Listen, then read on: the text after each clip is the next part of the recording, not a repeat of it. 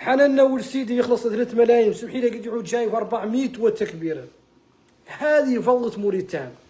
قضية زيارة حمد الشيخ القزواني هذه للنعمة، هذه الزيارة لموريتان ما هي كبر من قدها، إلا كيف الزيارات اللي قطع در معاوية وسيد أحمد الطايع، ونفس الأحلاف ونفس الوجوه ونفس الخلق يندار في هيليكسات ونفس الخلق ينقل، وفوضى الدولة ماشية تنقل.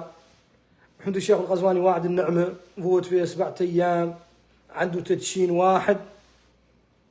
واحد يتيم، وعنده مهرجانات وعنده لقاءات مع الأطر. قال هو هذا قطع عدل محمد بن عبد العزيز سابقه، لو كل يوم قاعد في زنزانته ما يزوروه ما وهلوا، والله المناضلين اللي ما زالوا معاه.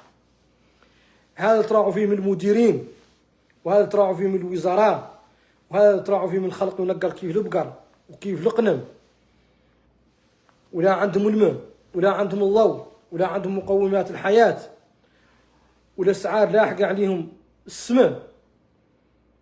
هذا نفس الناس اللي كانت تلاحق لمحمد بن عبد العزيز.